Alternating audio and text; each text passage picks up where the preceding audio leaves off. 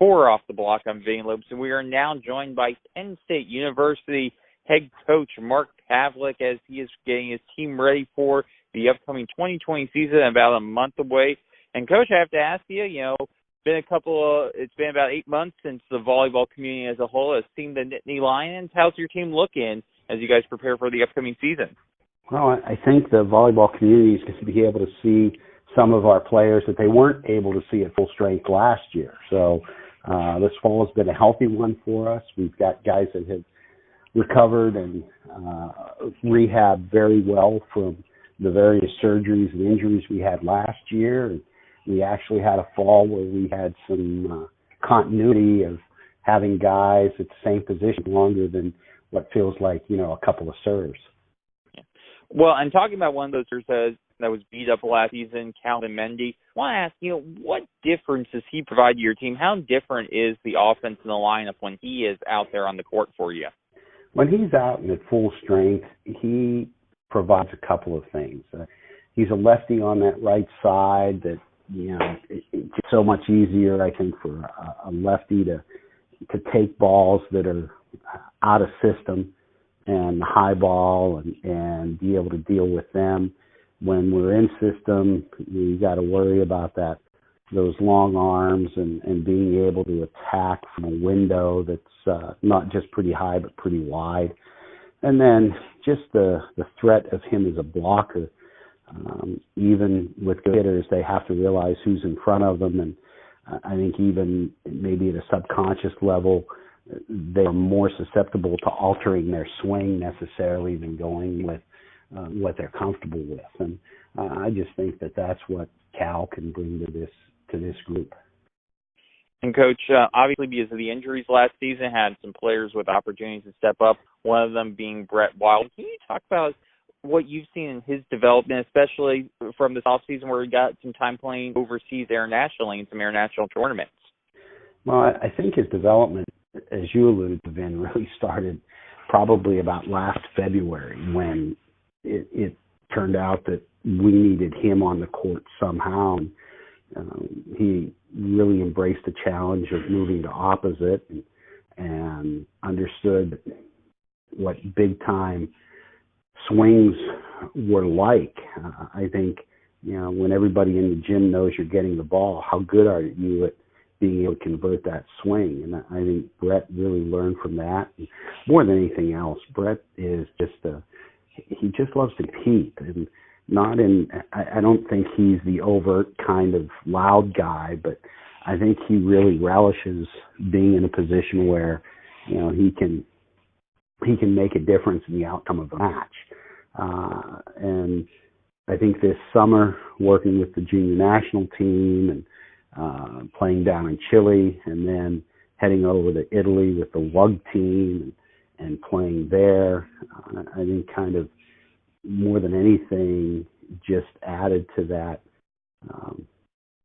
self-confidence and that he has to play at a high level. And his arm has gotten better. I think his passing has improved. He's one of our better passers. Defensively, he's gone through that stage now where he can say, I've seen that movie before, and nothing really surprises him defensively.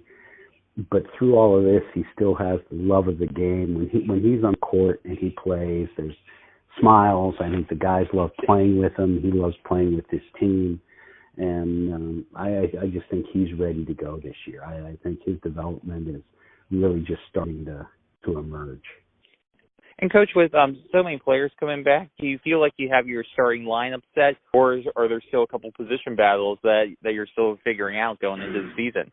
Well, the one thing I've learned, Ben, is no matter what I think, the season always manages to have a say in how that pours out. I think we have what we would consider our group. I think when you look at us this year at this time versus last year at this time, our depth is much more experienced and much more athletic. I think the fact that we could have three guys that could play left side for us at a pretty high level We have 3 guys to 4 guys that can play right side for us at a pretty high level. I think we've got 3 middles that can do some damage, all with different strengths. We have 2 setters that can really change how you have to defend our offense.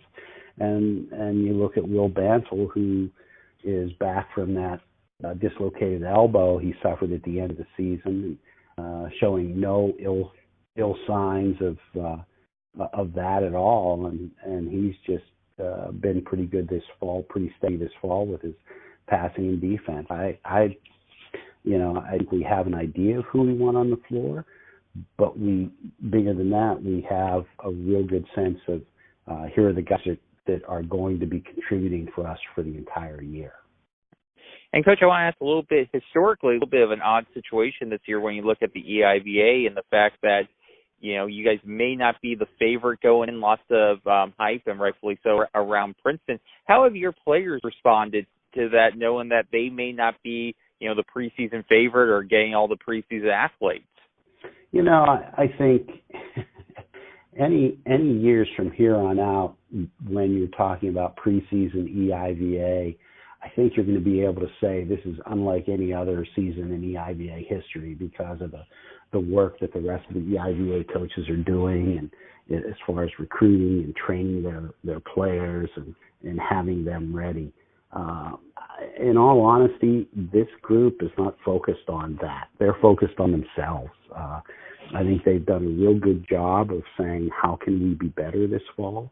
I think they've done a real good job of trying to make sure that what they can control, they're controlling. How good of a team they can be, it's all about them.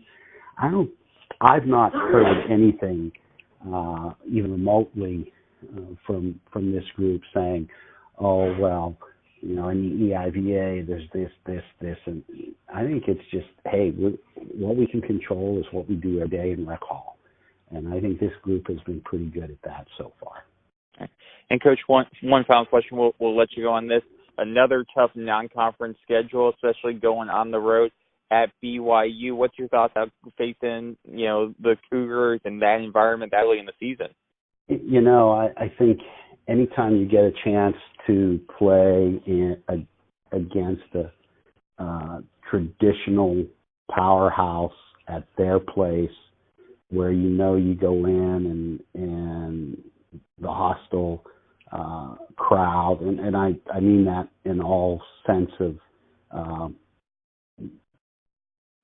what the respectful competition. I think it makes you stronger. Always enjoyed playing at the Smith Fieldhouse. You're going to get some great matches against BYU and how well coached they are. And you come out of there with a real working knowledge of where you stand at that particular weekend. And then we turn around from there and jump right into Lewis and Loyola. Again, 2 places that are tough to win at. And then we come home to the friendly confines to UCLA and USC. So January, and then we turn around and we got Ball State and Ohio State in here. So, our 4 weekends of January are going to be quite the ringer, and I'm kind of glad we have the experience coming into this year that we do for something like that.